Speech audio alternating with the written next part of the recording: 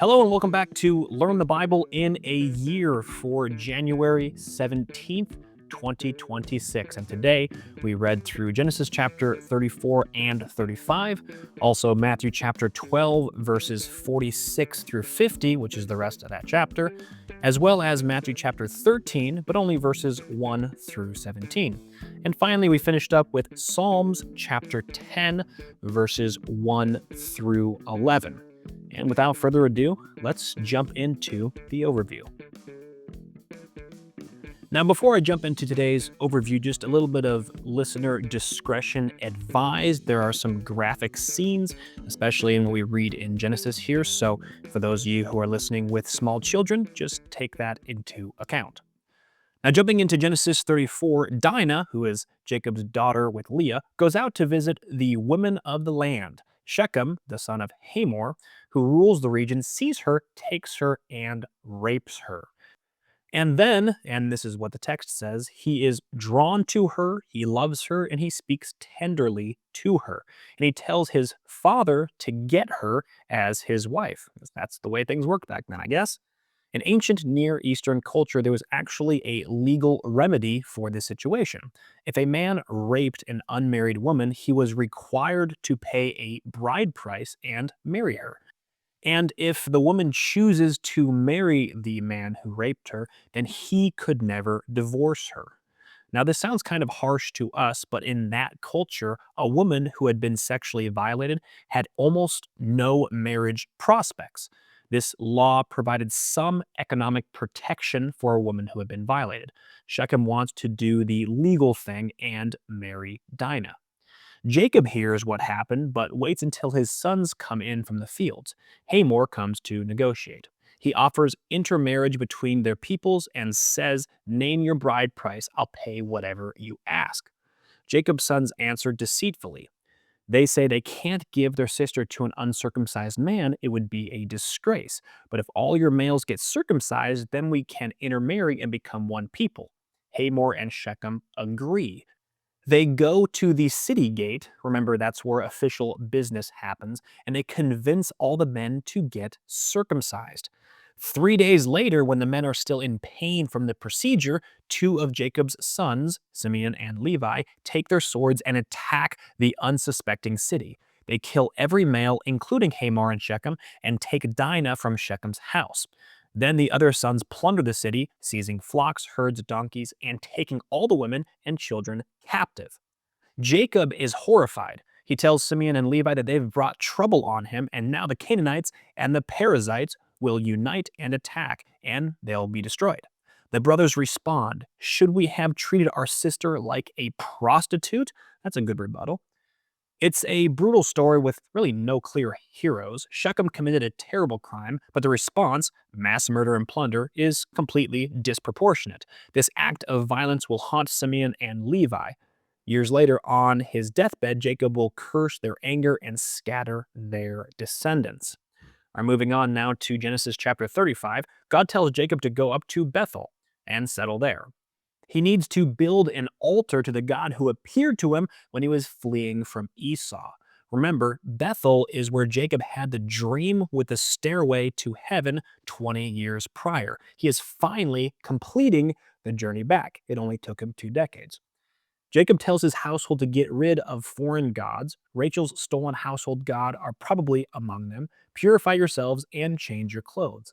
They give Jacob all their foreign gods and earrings, and he buries them under the oak tree at Shechem. Earrings often had pagan religious symbols, so they're part of the purification. They set out, and a terror from God falls on the surrounding towns. No one pursues them. After what happened in Shechem, other cities would have reason to attack, but God protects them. Jacob arrives at Bethel and builds an altar. God appears to him again and renews the covenant. Your name is Jacob, but you will be called Israel. I am God Almighty. Be fruitful and increase. A nation and community of nations will come from you, and kings will be among your descendants. They leave Bethel, and while traveling, Rachel goes into labor with her second son. This is a difficult birth, but as she is dying, she names him Benoi, which means son of my trouble. But Jacob renames him to Benjamin, son of my right hand, is what that means. Rachel dies and is buried on the way to Bethlehem. Jacob sets up a pillar over her tomb. Then there is a brief but shocking note. Reuben, who is Jacob's firstborn, sleeps with Bilhah, his father's concubine. Now, this sounds like this weird and random sexual act, but in that culture, sleeping with your father's concubine is essentially a claim to leadership. It's what you did to establish yourself as the next successor. Reuben is making a power move here. But ironically, the text just says that Israel heard of it and moves on. But like his brother's violence, this will cost Reuben. He's actually going to lose his birthright because of it.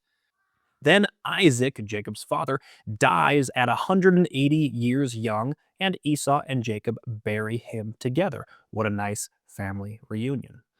Now, moving into Matthew, and we're in Matthew chapter 12, starting in verse 46. While Jesus is talking to the crowd, his mother and brothers are outside wanting to speak to him. Someone tells Jesus, and he responds, "Who is my mother, and who are my brothers?" He points to his disciples and says, "Here are my mother and my brothers. Whoever does the will of my Father in heaven is my brother and sister and mother." In that culture, family is literally everything. It's your identity, your security, your social standing came from your blood, family. All of it had to do with who your family is. And Jesus is redefining family around the obedience to God rather than biological ties. This idea of your lineage not being as important as we think it is going to be a theme throughout Jesus' ministry. That same day, Jesus goes out and sits by the lake. Now, such a large crowd gathers that he has to get onto a boat, and he sits there while everyone else stands on the shore. Then he starts teaching in parables. He says a farmer goes out to sow seed. Some fall on the path and the birds eat it. Some fall on rocky ground. It springs up quickly, but has no root. So when the sun comes up, it withers. Now, some fall among thorns that choke the plants, and some fall on good soil and produces crop, 160 and 30 times what was sown. The disciples ask why he speaks in parables. Jesus says the knowledge of the kingdom's secrets have been given to them, but not to others. Whoever has will be given more. Whatever doesn't have, even what they think they have, will be taken away. This is why I speak in parables, Jesus says. They see, but they don't perceive. They hear, but they don't understand. Parables that Jesus used aren't just simple teaching stories. They reveal truth to those who are genuinely seeking while concealing it from those who are resistant. It's both revelation and judgment. But blessed are your eyes because they see, and your ears because they hear. Many prophets and righteous people longed to see what you see but didn't, and hear what you hear but didn't. What a wonderful thing about parables. All right, now finally moving on to Psalms chapter 10, and we read verses 1 through 11. David asks God why he seems so far away. Gosh, have you guys ever felt that way? Feeling like God is far away? Well, David felt that way too. Why do you hide in times of trouble? The wicked hunt down the weak. They're caught in the schemes the wicked devise. The wicked boast about their heart's desires and bless the greedy while reviling the Lord. In their pride, the wicked don't see God. In all their thoughts, there is no room for God. They think that their ways always succeed. God's laws are too high for them to see. They sneer at all their enemies. They say to themselves, "Nothing will shake me. I always will be happy and never have trouble." Their mouths are full of lies and threats. Under their tongues are trouble and evil. They lie in wait near villages, murder the innocent in secret, and watch for their victims. They're like lions crouching in cover, lying in wait to catch the helpless. They think God won't notice. He covers his face and never sees. This is a very raw Psalms about the prosperity of the wicked and the suffering of the innocent. David doesn't just wrap it up with easy answers here, he's just laying out the problem. The wicked seem to be winning, and God doesn't seem to care. That's going to be my main takeaway from today, but we'll get to that here in a second. Before we jump into the questions for today, just a quick word from our wonderful sponsor, that is Covenant Security Equipment.